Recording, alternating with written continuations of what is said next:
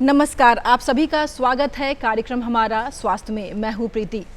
हम अपने परिवार में, घर में कई बार ऐसा देखते हैं कि किसी खास रोग को लेकर एक धारणा बनी होती है, एक भ्रांति फैली होती है कि ये खास रोग हमें अब लाइलाज हो गई है, इसकी इलाज नहीं है और हमें जीवन भर इसे झेलना होगा। ये जो एक भ्रांतियां हैं, इसी भ्रांतियों के बीच में फंसी एक रोग है फाइलेरिया, यानी कि जो फाइलेरिया है जिसे अमूमन हम हाथी पाँव के नाम से जानते हैं। इसके बारे में भी एक खासी भ्रांति फैली है कि ये रोग लाइलाज है, इसका कोई इलाज ही नहीं है, जबकि साइंस इतना डेवलप्ड हो चुका है कि इसका भी इलाज मुमकिन है। आज की कड़ी में हम जानेंगे कि फाइलेरिया रोग क्या है और इसके इलाज कैसे हैं, जिस पर विशेष जानकारी देने के लिए आज हमारे साथ स्टूडियो में मौजूद हैं डॉक्टर परमेश्वर प्रसाद, जो कि अपर निदेशक हैं स्वास्थ्य विभाग में, और साथ में फाइलेरिया रोग के लिए जो कार्यक्रम चलाए जा रहे हैं उसके कार्यक्रम पदाधिकारी भी हैं। आइए उनका स्वागत करते हैं। आपका बहुत बहुत स्वागत है सर पहले हमारे कार्यक्रम में। क्योंकि आज हम दर्शकों को बताना चाहेंगे कि सरकार के द्वारा फाइलेरिया रोग के लिए क्या कुछ किया जा रहा है, साथ ही फाइलेरिया रोग क्या है, इसके रोगों के इलाज कैसे किए जाते हैं। तो पहले हमारे दर्शकों को आप बताएं कि फाइलेरिया रोग है क्या। नमस्कार, बिहार दूरदर्शन के दर्शकों का मैं स्वागत करता हूं। साथ ही पटना दूरदर्शन की टीम को धन्यवाद देता हूं जिन्होंने मुझे इस कार्यक्रम के लिए यहाँ आमंत्रित किया है। फाइलेरिया एक वेक्टर बॉर्न डिजीज है। ये इन्फेक्टेड फीमेल क्यूलेक्स मच्छर के काटने से होता है। जब कोई इन्फेक्टेड क्यूलेक्स मच्छर किसी स्वस्थ आदमी को काटता है तब उसमें ये बीमारी फैलती है। इसका पीरियड, इंक्यूबेशन पीरियड 5 से 15 साल है। मतलब आज मच्छर काटेगा तो 5 से 15 साल के पीरियड में कभी भी फाइलेरिया के लक्षण उसमें पनप सकते हैं। जी, तो फिर जैसे इसके और कोई लक्षण जैसे बुखार लगना या फिर किसी तरह की कोई शारीरिक बदलाव, मैं चाहूँगी ये भी हमारे दर्शकों को बताएं। देखिए, शुरुआती लक्षणों में इसमें जाड़ा दे के बुखार आता है जी, खांसी बहुत लंबे समय तक रह सकती है। शरीर के लिम्फेटिक सिस्टम को फाइलेरिया इन्फेक्ट करता है। फाइलेरिया जो लिम्फेटिक सिस्टम है इसमें फाइलेरिया के कीटाणु रहते हैं, उसको अवरुद्ध करता है। शरीर के जिस भाग के लिम्फेटिक सिस्टम में फाइलेरिया के एडल्ट वर्म आ जाते हैं उस भाग में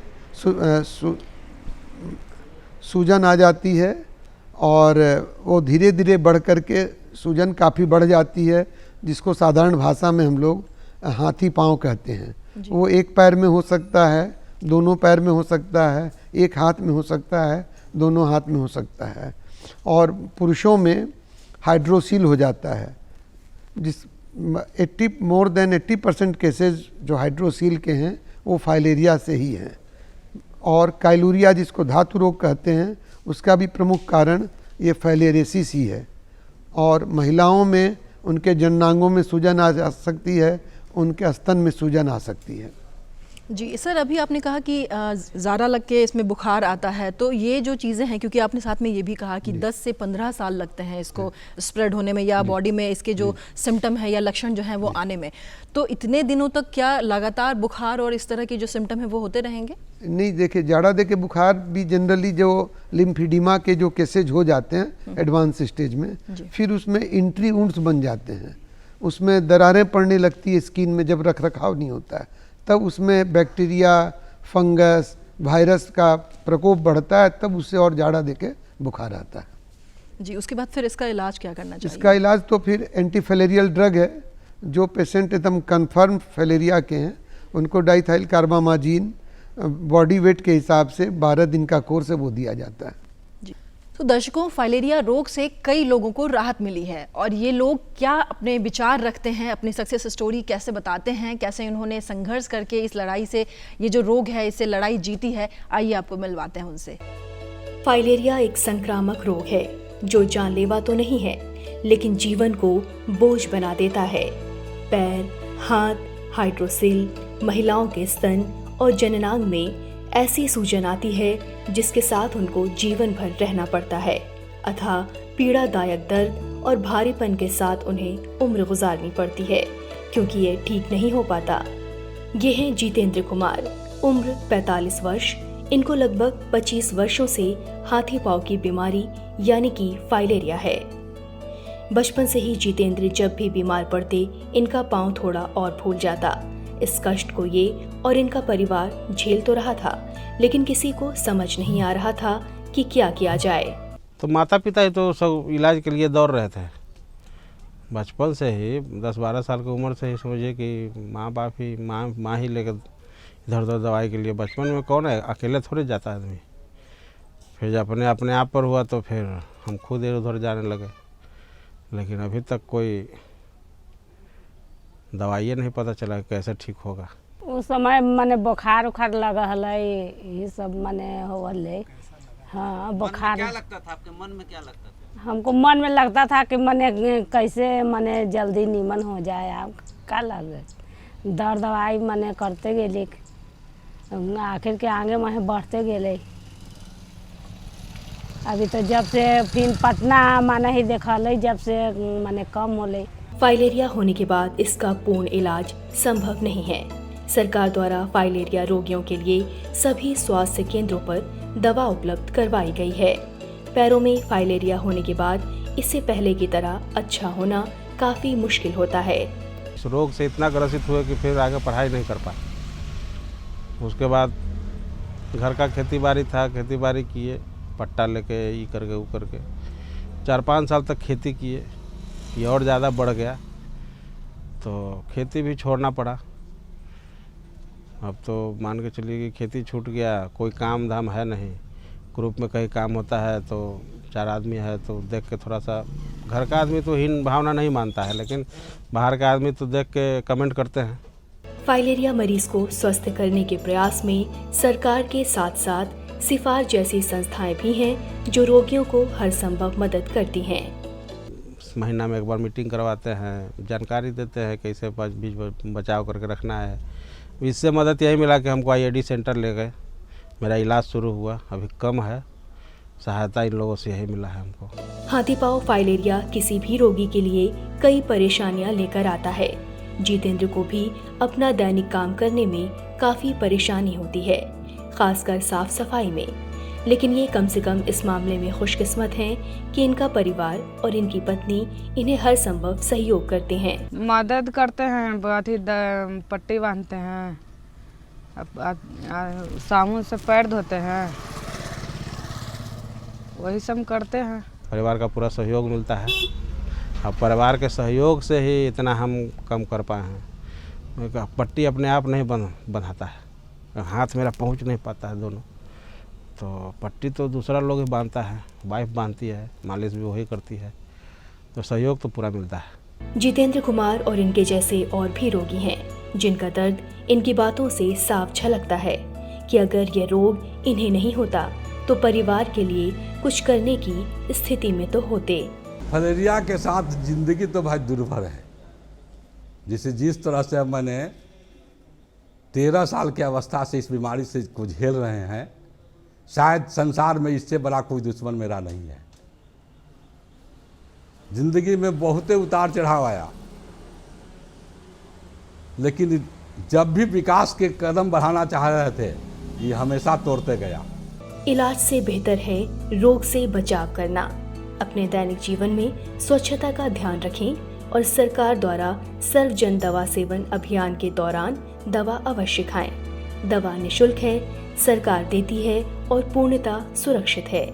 गोनपुरा स्वास्थ्य उपकेंद्र फाइलेरिया रोगियों का इलाज करने और उन्हें जागरूक करने के साथ MMDP यानी कि 100 प्रबंधन और जीवन को सहज बनाने के लिए प्रयास कर रहा है।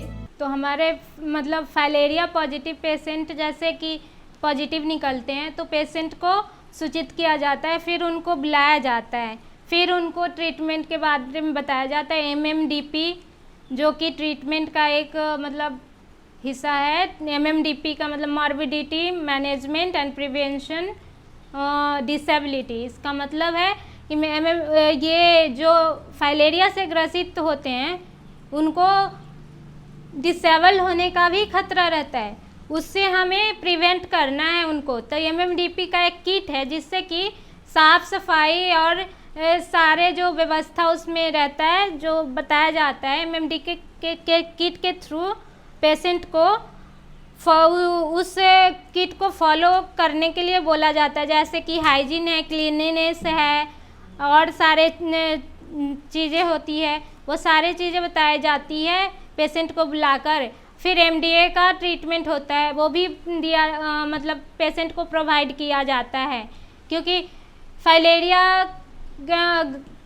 और एमडीए का ट्रीटमेंट चल रहा है, जिसमें कि हर पेशेंट नहीं कह सकते, हर एक आदमी को ये दवा प्रोवाइड किया जाता है। फलेरिया का रह गया तो रात में मच्छर है, मच्छरदानी से लगा करके सोवो और अपना साफ सफाई घर अगल बगल को भी जगा करके रखो कि इसमें कोई गंदगी से हर बीमारी फैलता है।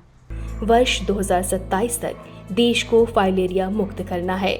सरकार के संकल्प को पूरा करने में अपना योगदान दें। दवा खाकर खुद को फाइलेरिया से बचाएं और देश को फाइलेरिया मुक्त बनाएं। तो एक इसके प्रति जो एक भ्रामक भ्रांतियाँ फैली है कि ये रोग जो है वो इलाज नहीं इसमें हो सकता है, और जो जैसे पाँव में हुआ या फिर जो हाथ में हुआ तो वो बहुत फूलने लग जाता है, तो क्या इस पर कमांड हो सकता है? देखिए, एकदम शुरुआती लक्षण अगर पकड़ाते हैं उस समय अगर कोर्स दवा का लिया जाए तो लिम्फेटिक सिस्टम अवरुद्ध नहीं होता है, तब फिर वो सूजन बढ़ने का चांस कम हो जाता है। जब अगर शुरू में नहीं ध्यान दिया गया तब वो सूजन बढ़ते बढ़ते काफ़ी बढ़ जाती है, तब वो फिर इलाज से संभव नहीं है। फिर उसका हम लोग रख रखाव भी कर सकते हैं बेहतर ज़िंदगी के लिए, जो कि बार बार इंट्री उंड से इन्फेक्शन नहीं हो, काम करने में दिक्कत नहीं हो, यही कर सकते हैं।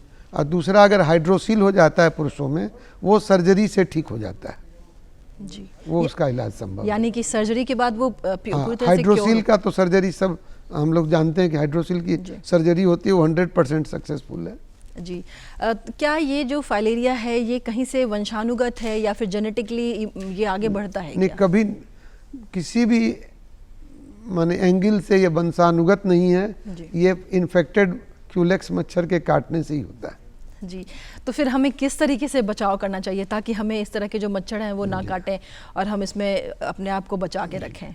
देखिए, ये क्यूलेक्स मच्छर एक तो ये बरसात के दिनों में ज़्यादा होते हैं, ये गंदे पानी का जहाँ ठहराव होता है वहाँ पनपते हैं।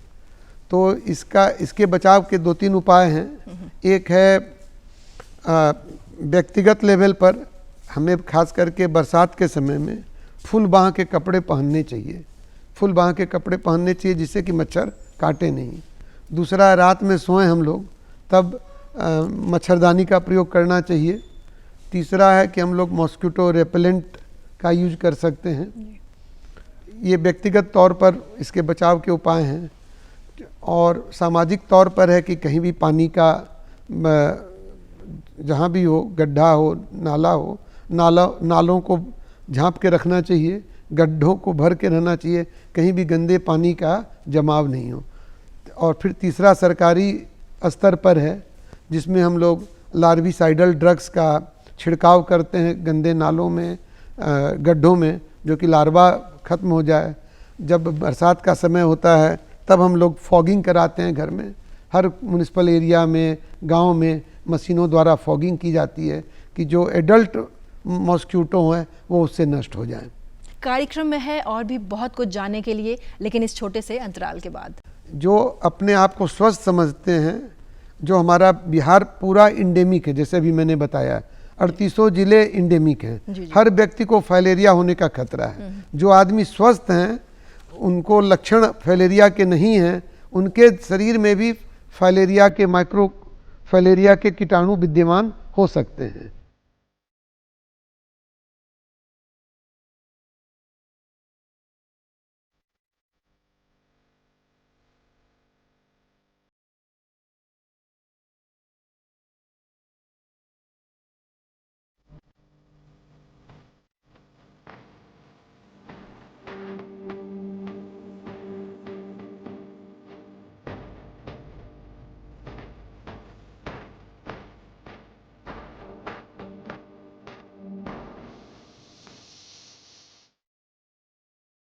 जी, एक इसी पे मैं बात करूंगी, सरकार के द्वारा एक कार्यक्रम जो है जिसमें MDA, ये किस तरह का अभियान है और इसे कैसे चलाया जा रहा है? देखिए, MDA का फुल फॉर्म हुआ मास ड्रग एडमिनिस्ट्रेशन, जी, सर्व जन दवा सेवन कार्यक्रम।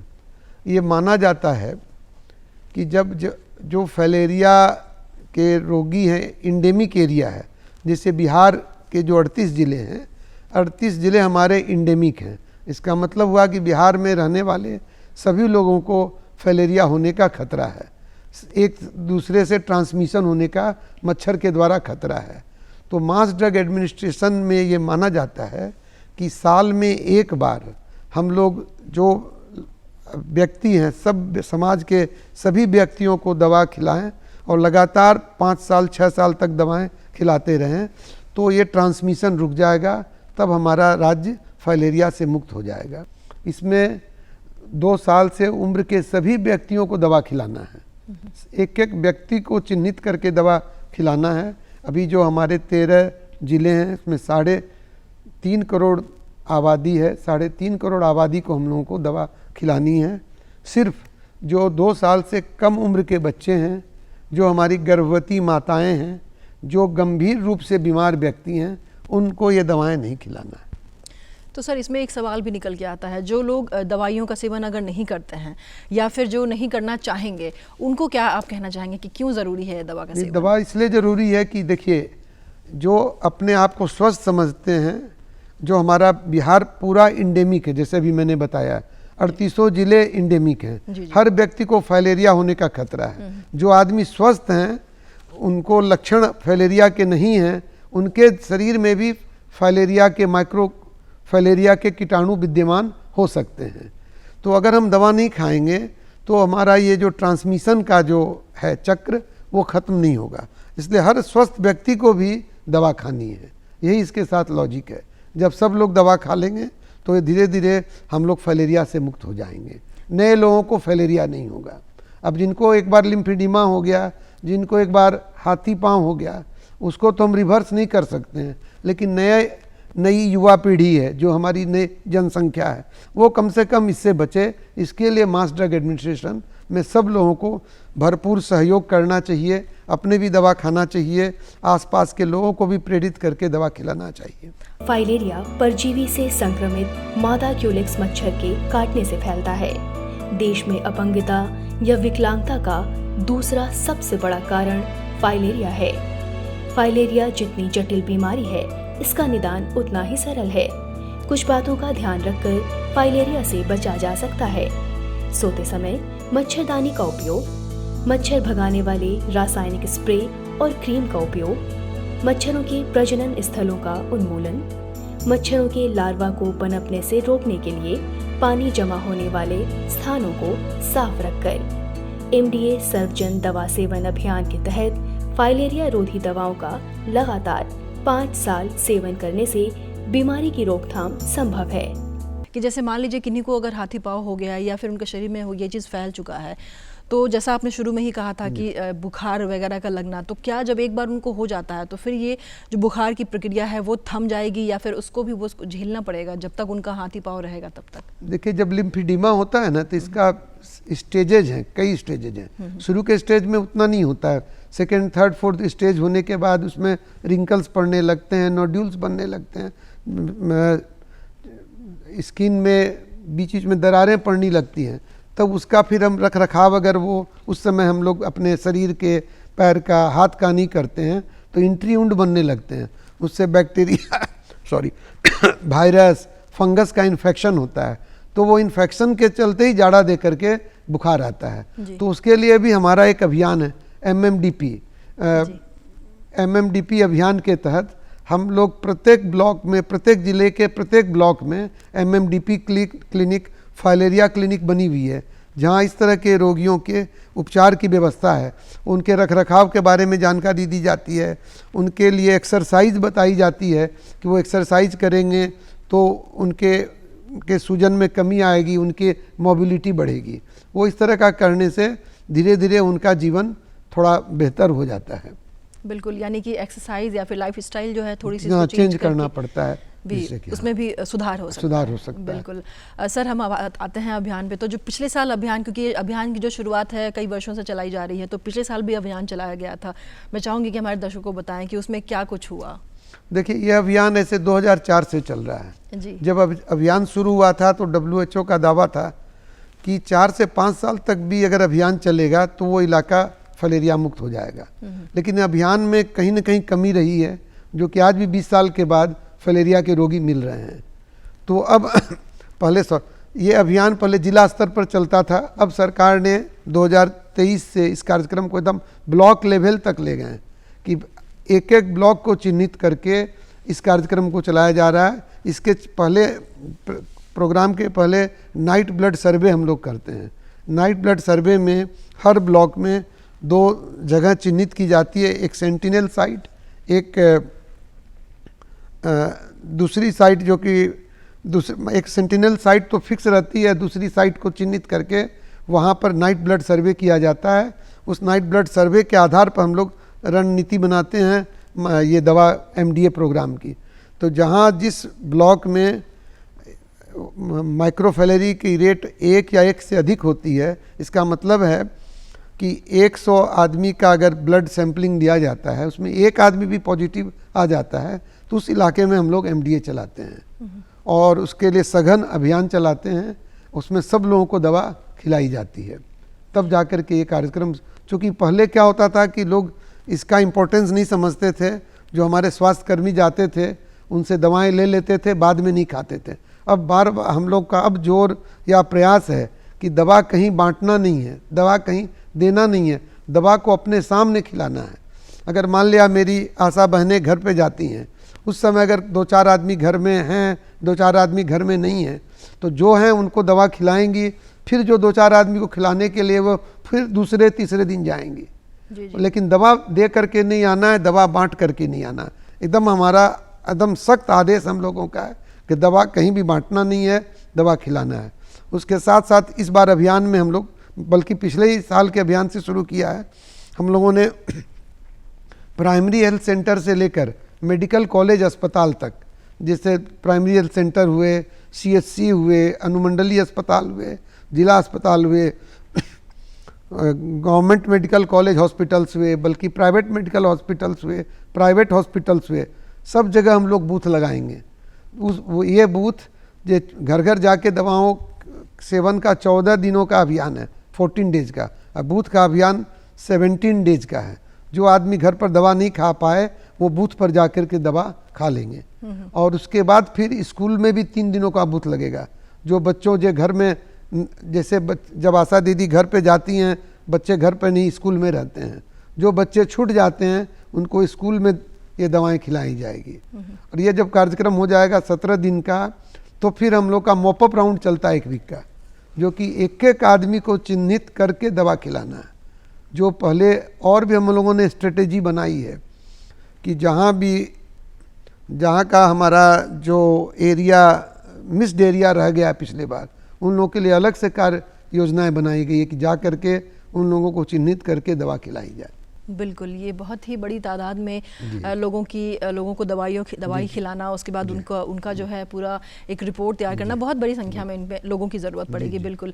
और अगर मैं बात करूं कि क्या लक्ष्य रखा गया है, कब तक इसको जो दवाई है उसको खिला दिया जाएगा, या फिर हर साल खिलाने की ज़रूरत पड़ेगी? हर साल तो 5 साल खिलाना।